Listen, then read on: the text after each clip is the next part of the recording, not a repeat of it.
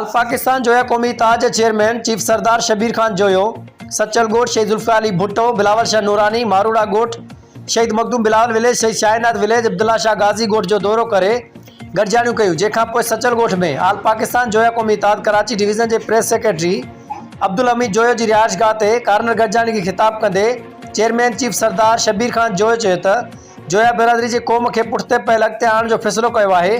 तरक़ी याफ़्ता क़ौम बणाए मुल्क की तरक्की में हथ वंडाईंदासीं। क़ौमूं तॾहिं तरक्कियूं कंदियूं आहिनि जॾहिं एको ॿधी में शामिल हूंदियूं आहिनि।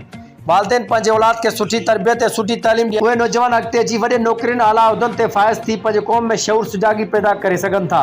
मुल्क की तरक्की में राह गामज़न थी सघनि था।